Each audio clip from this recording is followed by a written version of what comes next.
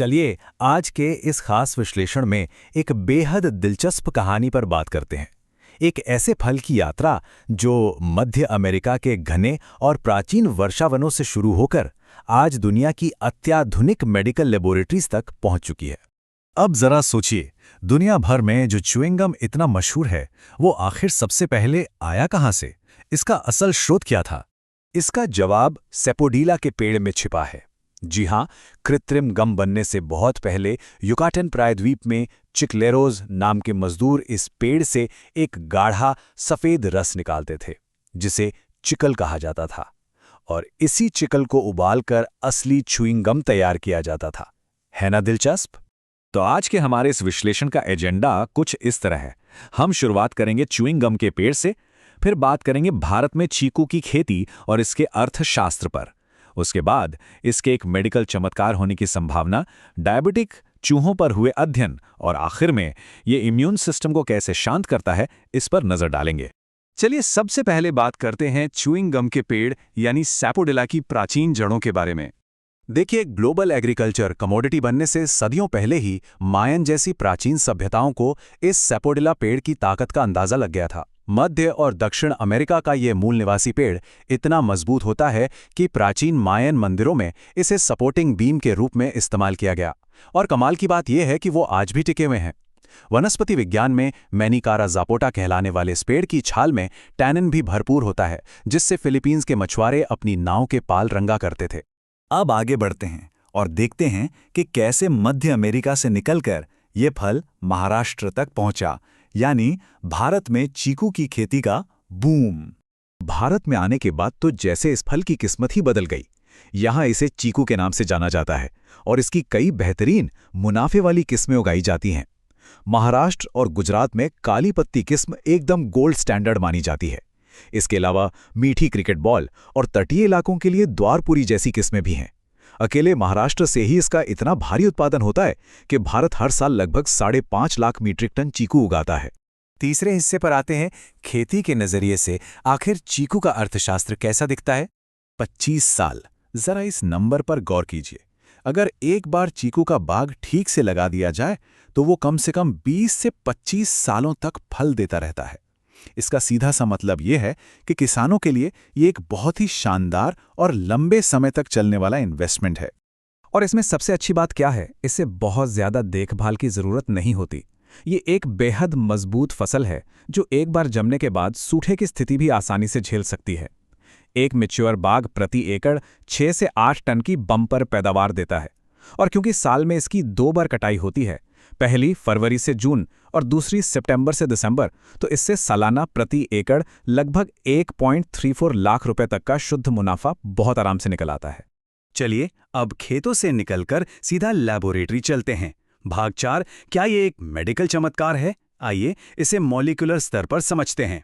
Researchers ने जब high resolution mass spectrometry तकनीक का इस्तेमाल करके कच्चे चीकू के अर्क को जांचा तो नतीजे वाकई हैरान करने वाले थे। इस स्पेक्ट्रम में 12 प्रमुख बायोएक्टिव यौगिक साफ देखे जा सकते हैं। इनमें क्लोरोजेनिक एसिड और कैटेचिन जैसे बेहद शक्तिशाली एंटीऑक्सीडेंट शामिल हैं, जो हमारी सेहत के लिए बहुत जरूरी माने जाते हैं। अब आते हैं भाग 5 पर, डायबिटिक चूहों पर अध्ययन और कच्चे चीकू के अर्क का परीक्षण। इन शक्तिशाली यौगिकों को देखकर वैज्ञानिकों ने टाइप 1 डायबिटीज पर इसका असर जांचने की सोची। इसके लिए एक बहुत ही सख्त एक्सपेरिमेंट डिजाइन किया गया। सबसे पहले तो कच्चे चीकू को पानी और फ्रीज ड्राइंग के जरिए प्रोसेस करके उसका अर्क निकाला गया। फिर लैब के चूहों में टाइप 1 डायबिटीज पैदा करने के लिए उन्हें स्ट्रेप्टोजोटोसिन यानी एसटीजेड की डोज दी गई। और अंत में इन डायबिटिक चूहों को लगातार 14 दिनों तक चीकू के अर्क की अलग अलग खुराक दी गई। और 15 दिनों के बाद जो नतीजे सामने आए वो बेहतरीन थे। इस डेटा को देखिए, ये साफ तौर पर दिखाता है कि चीकू का अर्क देने के बाद चूहों के ब्लड शुगर लेवल में कितनी बड़ी गिरावट आई है। इसे मेडिकल भाषा में एंटी हाइपरग्लाइसेमिक प्रभाव कहते हैं। मतलब महज 2 हफ्तों के भीतर इस अर्क ने डायबिटिक चूहों के ब्लड ग्लूकोज को सफलतापूर्वक कंट्रोल करना शुरू कर दिया था। ब्लड शुगर कम होना तो सिर्फ एक हिस्सा था। असल में टाइप 1 डायबिटीज में शरीर के अंदर खतरनाक फ्री रेडिकल्स जमा होने लगते हैं, जिससे भयंकर ऑक्सीडेटिव स्ट्रेस होता है। इसे मेलानोडाइल्डिहाइड यानी MDA के लेवल से नापा जाता है।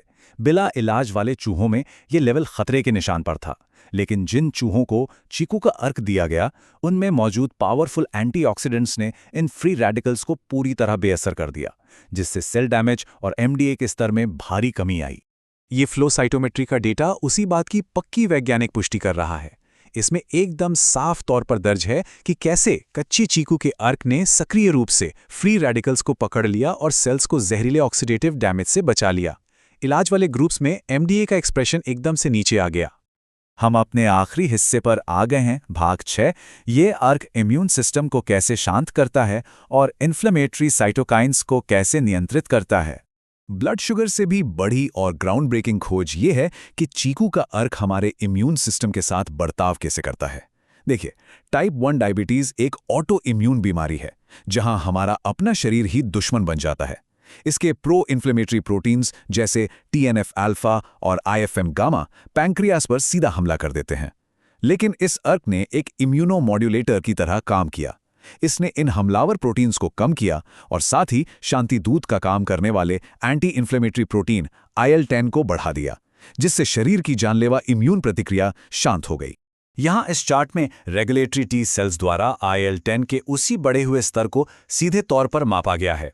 ये चार्ट साबित करता है कि कच्चे चीकू के अर्क में ऑटोइम्यून सूजन से लड़ने की असाधारण क्षमता मौजूद है। आसान शब्दों में कहें तो ये शरीर के बिगड़े हुए संतुलन को वापस लाने का एक बेहद असरदार और प्राकृतिक तरीका है। अब एक बहुत ही दिलचस्प बात सुनिए। आमतौर पर हम सोचते हैं कि डोज जितनी ज्यादा होगी असर उतना ही बेहतर होगा, राइट? लेकिन यहाँ ऐसा बिल्कुल नहीं है। टेस्ट में ये सामने आया कि सबसे कम खुराक यानी महज 150 मिलीग्राम प्रति किलोग्राम ने गंभीर सूजन को कम करने में सबसे ज्यादा खुराक से भी कहीं बेहतर नतीजे दिए।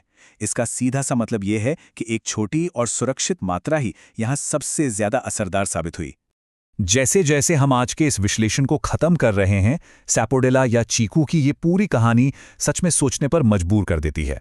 मायन सभ्यता के च्यूइंग गम से लेकर भारतीय खेतों की आर्थिक रीढ़ बनने तक और अब टाइप 1 डायबिटीज जैसे गंभीर रोग के संभावित इलाज तक का इसका सफर किसी अजूबे से कम नहीं है। जरा सोचिए, हमारे रोजमर्रा के खानपान में और ऐसे कितने ही मेडिकल चमत्कार छिपे बैठे हैं जिनकी खोज विज्ञान को अभी करनी बाकी है।